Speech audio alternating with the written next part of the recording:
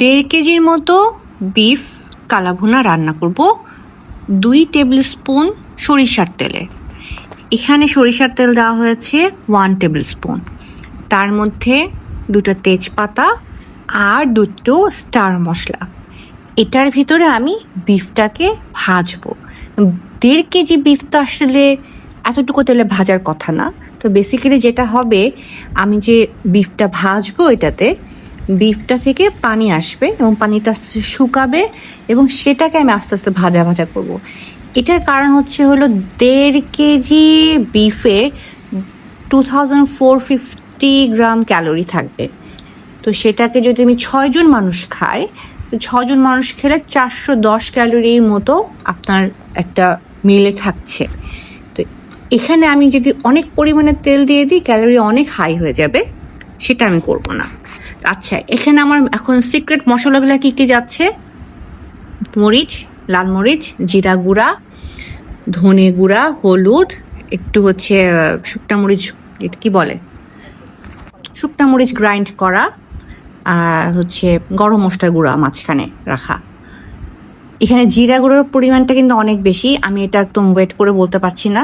জিরা গুঁড়োটা বেশি করে না দিলে কিন্তু কালাভুনা ওই টেস্টটা আসবে না।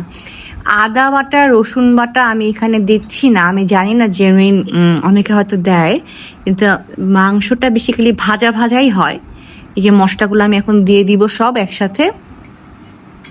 তো ভাজা মাংসে কিন্তু ওই বাটা মশলাগুলো দিলে আমার যতটুকু ধারণা হয়ে যাবে, পানিটা চলে আসবে। হ্যাঁ, আর কালাভুনার টেস্টে কিন্তু গুঁড়া মশলাটা ভালোই লাগে।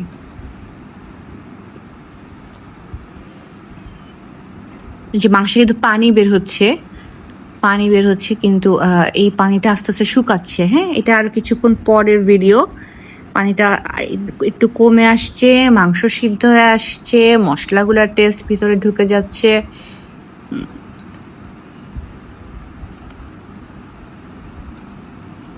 এখন আমি যখন প্রায় সিদ্ধ হয়ে আসবে মাংসগুলা, তখন আমি পেঁয়াজটা দিব, আর দিব এই কাঁচা মরিচ, জিরা, লং, এলাচ। কিভাবে দিব? আর 1 টেবিল চামচ পরিমাণ সরিষার তেলে বাগার দিয়ে।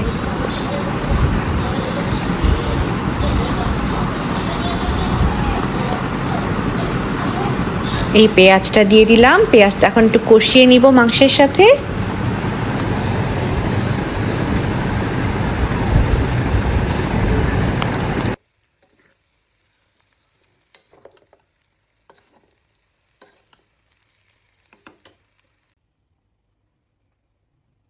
এখন বাগারের জন্য এই সরিষার তেলটুকু নিলাম।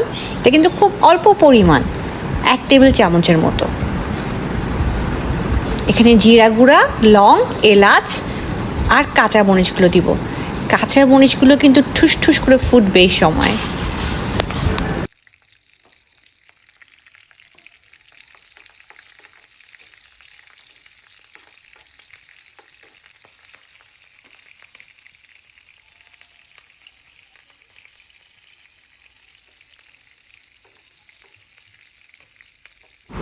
এটা একটু ভাজা ভাজা হয়ে আসলে আমি মাংসের মধ্যে ঢেলে মাংসের ঢাকনার সাথে সাথে লাগিয়ে দিব।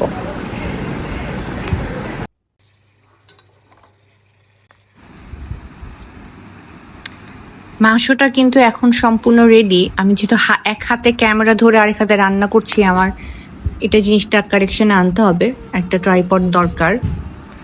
ক্ষণ ধরে একদম যে কালো রংটা আসা পর্যন্ত মাংসটা ভাজা ভাজা করতে হবে, আর তারপর পরিবেশন করতে হবে মজার মজার বিফ কালাভুনা।